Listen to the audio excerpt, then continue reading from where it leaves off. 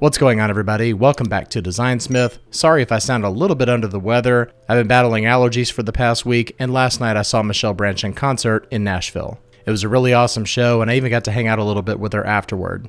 I made sure to get a couple of pieces of merchandise, but I noticed that there were no posters at the table, so you know what we have to do.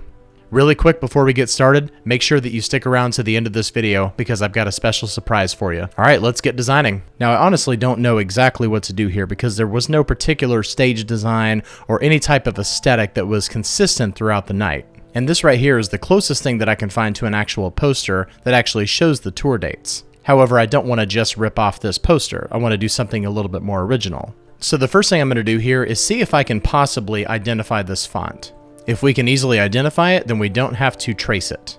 All right, there it is, Magiona Display, Magiona Display. I don't know exactly how to pronounce it, but I found it. So I don't have to download the font to actually use it. This is what I'm gonna do. We're gonna get a high quality render of it and copy, bring it over here into Illustrator and just click on Live Trace and click on Expand and grab our Magic Wand tool, select everything that's white and hit delete. And we'll do the same thing for this one. Now for this flourish right here, this is actually pretty easy. All we have to do is lower this down and we'll just recreate that with our pen tool.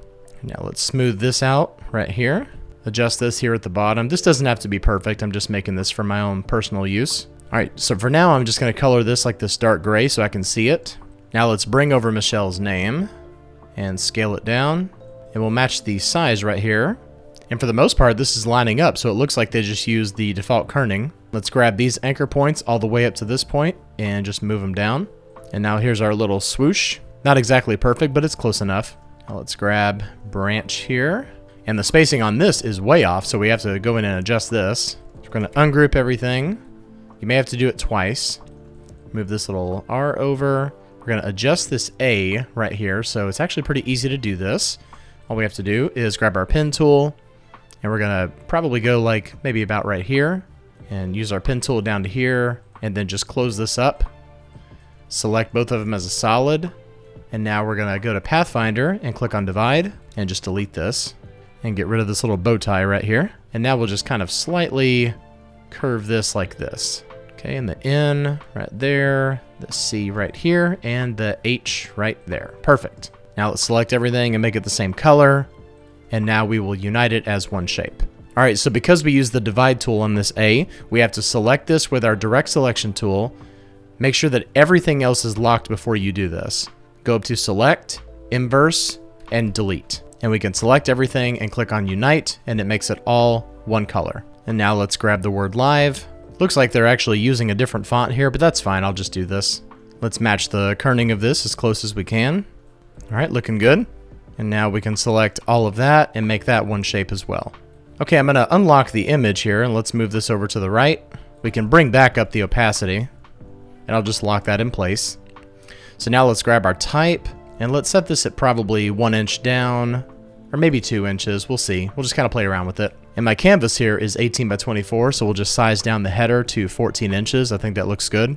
And for the artwork in here, I actually want to do something in Photoshop. So she had a lot of different guitars throughout the night, so I want to do something with that. Maybe like a little circle of guitars going around and have that be the focus of the poster. So I'm going to go ahead and type out these tour dates, and I'm going to use the font Bookmania to do it.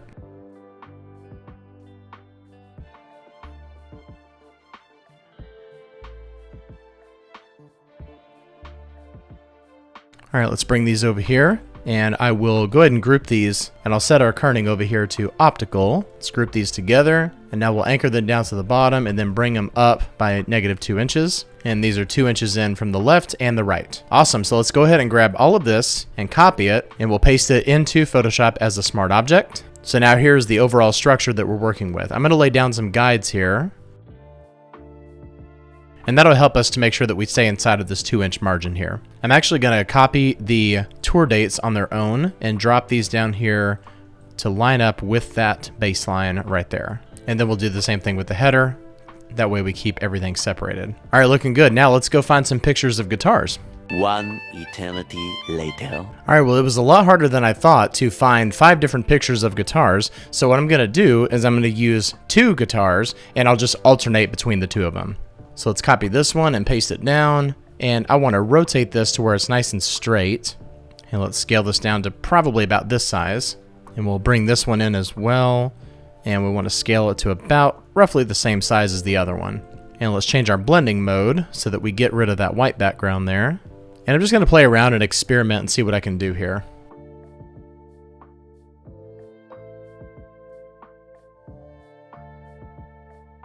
Okay, this is kind of interesting, although I think I need to do some rearranging here, so let me play around with that.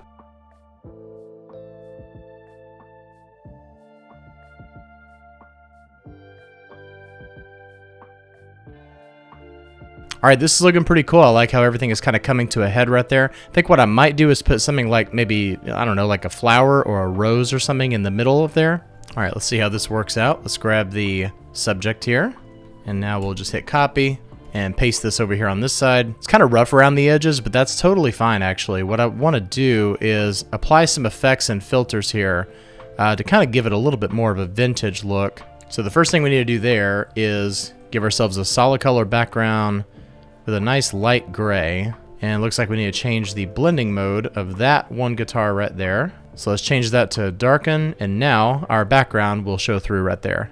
And we'll bring in this photocopy texture and just kind of lay it right here. I want to bring it all the way to the top because I want those textures to show through with all of our objects on the poster. So the first thing I'm going to do is invert that image, and now let's check out some blending modes and see how everything kind of blends together. We need to double click on these, go into Illustrator, and lighten up the black so that it's not 100% black, maybe 20%. That way we can actually see those effects being applied here. All right, now we've done the same thing down here, and let's just move our guitars up slightly. And it looks like we need to move up our headline as well. That's totally fine. We can change our margins from 2 inches down to 1 inch. I think that'll be just fine. So we'll just say don't go past that 1 inch margin, and that'll help us out on the bottom here as well. And because we did that, we should be able to move this back down to the center where it was earlier. That way none of our text is being obscured anywhere. All right, and here's a little trick that I've gone over a few times in my videos to make your text look a little bit more aged. Just go up to Filter, Blur, and Gaussian Blur. And the larger the text size, the more you can turn this up. So maybe for this one, maybe do around 3 pixels or so. Now let's double click into here, and let's hold down the Option or Alt key and go to the underlying layer and just kind of bring this down a little bit, right about where it starts to kind of fade through. Just a nice little effect right there. And then we'll do the same thing to the text here at the bottom for consistency. For the text here, we'll do like 1.5 pixels and bring this down as well, like right to the point where it starts to kind of fade in with everything. That way the poster has a little bit more of a vintage look to it. All right, what if we did something a little bit more interesting with these guitars? So like every other acoustic guitar here, we have some different colors. And we're doing a pretty bad job of naming our layers, so I'm gonna go ahead and name these. Just the ones that I want to target though.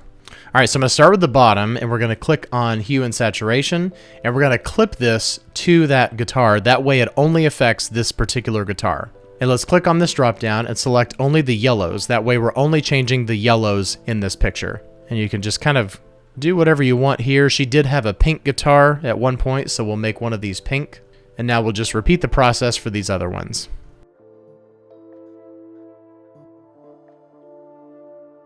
I think I'll just leave this one the standard yellow. All right, so now I'm just going to add one final layer just to give it a little bit more texture, and I think overlay looks really good right there. All right, so here's the finalized design. I hope I taught you something in Photoshop or Illustrator today. All right, for those of you who stuck around to the end of the video, thank you so much for helping me to hit 600 subscribers here on YouTube. To celebrate that, I'm going to be giving somebody this poster. All you have to do is comment on this video, be specific on what you like about this poster, and I'll choose my favorite comment. Thank you so much for watching and subscribing. Click the bell for future videos, and I'll see you next time. Bye-bye.